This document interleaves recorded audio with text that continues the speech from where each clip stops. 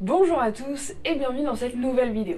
Pour Halloween, j'avais un peu envie de vous faire frissonner en vous racontant des légendes urbaines très présentes en Normandie et toutes liées à un personnage que je suis sûre que vous connaissez, la Dame Blanche.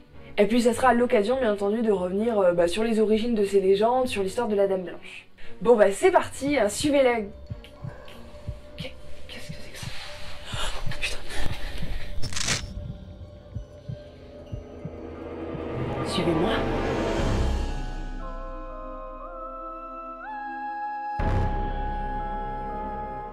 J'ai essayé de remonter les sources pour découvrir l'origine de la Dame Blanche, mais comme vous l'imaginez, c'est assez compliqué puisqu'on s'attaque à une légende urbaine. Alors qu'est-ce qu'une légende urbaine? En général, ce sont des histoires qui se transmettent oralement de génération en génération et qui font appel à des croyances religieuses, mais aussi à des peurs que l'on partage tous, en l'occurrence la mort. Ce sont comme des rumeurs qui se transforment autant qu'elles se transmettent, si bien qu'on ne sait plus vraiment où est la vérité, mais elles sont bien ancrées dans notre inconscient collectif.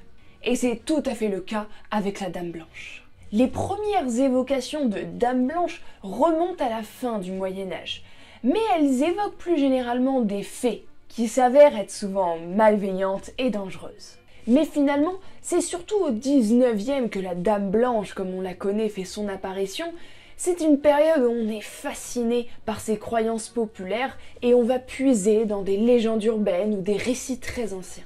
Quand on parle alors de Dame Blanche, on évoque surtout les histoires de femmes nobles, par exemple châtelaines, qui hantent leur demeure après leur mort, habillées dans leurs habits de défuntes, généralement donc blancs.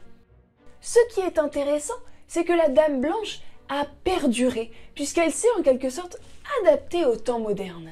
À partir des années 60 en France, l'histoire de la noble morte dans son château va laisser place à l'histoire de la jeune autostoppeuse morte dans un accident de voiture. Beaucoup plus moderne, non? Et depuis, tous les accidents de la route ou les morts mystérieuses ont pu continuer d'alimenter ces légendes urbaines. Je vous propose d'aller ensemble à la rencontre de 3 histoires de 3 dames blanches normandes.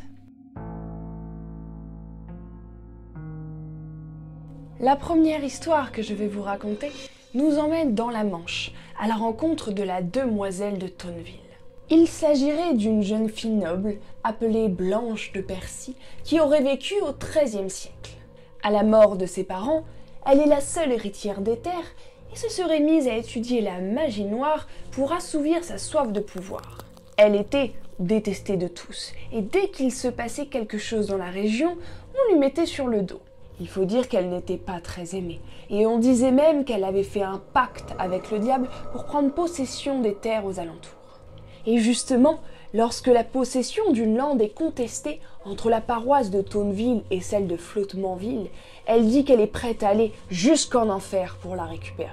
Elle aurait vécu dans un manoir au bord de la route entre Cherbourg et Beaumont et entrait toujours ses environs. À sa mort, elle a refusé les sacrements et on dit que le cercueil était tellement lourd qu'il était impossible à porter. Donc, on a creusé une fosse au milieu de son manoir pour l'enterrer là. Depuis, le manoir n'existe plus comme tel, il a été reconstruit plusieurs fois, mais en 1949, lors de travaux dans l'enceinte du vieux château, on a retrouvé une tombe. Elle était sans inscription, mais on a retrouvé à l'intérieur des ossements humains. Était-ce la tombe de Blanche de Percy? Nous ne le savons pas. Mais si vous la rencontrez, ne la regardez surtout pas dans les yeux, sous peine de perdre tout sens de l'orientation. Vous risquez de vous perdre dans les bois et de tomber dans l'étang de Percy, là où auraient péri de nombreux voyageurs qui auraient rencontré la demoiselle de Tonneville. Maintenant, suivez-moi dans l'Orne à la rencontre de la Dame Blanche d'Alençon. Cette légende prendrait sa source dans l'histoire de Marie Anson, qui aurait vécu au Moyen-Âge. L'histoire veut que son mari, Renaud, qui était chevalier, est parti à la guerre et l'a laissé accoucher de son premier enfant. Pendant son absence, il y a un autre homme qui drague Marie, mais bien évidemment, elle le repousse. Celui-ci n'étant évidemment pas très content, il décide de se venger. Au retour du chevalier Renaud, cet homme lui dit que Marie l'a trompé pendant son absence. fou de rage, il va tuer sa femme et son enfant avant de se rendre compte qu'il a été manipulé. Ce serait donc le fantôme de Marie qui hanterait le château des ducs d'Alençon, où on l'entend pleurer la perte de son enfant ou en train de laver les langes ensanglantées de son bébé. Je n'ai jamais vu le fantôme, mais ce que je peux vous assurer, c'est que cette histoire est probablement fausse, parce qu'aucune personne du nom de Marie Anson ou de chevalier Renaud n'a été répertoriée là-bas. Peut-être y a-t-il un fond de vérité, mais en tout cas, on est bien face à une légende urbaine. Finissons ces histoires dans le Calvados avec la Dame Blanche de Balleroy. Là, nous sommes bien loin du Moyen-Âge, puisque cette histoire remonterait aux années 60, époque à laquelle le fantôme d'une jeune fille aurait commencé à hanter les routes. L'histoire veut que cette jeune fille, elle-même victime d'un accident de la route, prendrait la forme d'une autostoppeuse vêtue de blanc. Elle demanderait aux automobilistes de l'emmener vers le village voisin, en direction du dangereux carrefour de l'embranchement où elle a perdu la vie. Si vous l'emmenez en voiture, vous la verrez montrer des forts signes d'anxiété, grandissant à mesure qu'elle se rapproche de ce carrefour. Elle marmonne des mots incompréhensibles et elle dit qu'elle cherche là où habite sa mère. Et finalement, une fois le carrefour passé, pouf, elle disparaît. Selon la légende, elle apparaîtrait plus fréquemment les jours de pluie, où la route est plus glissante. Vous l'avez compris, en Normandie ou ailleurs, les dames blanches seraient des femmes qui auraient vécu des fins violentes comme un assassinat ou un accident de la route. Et elles ont toutes plusieurs points communs.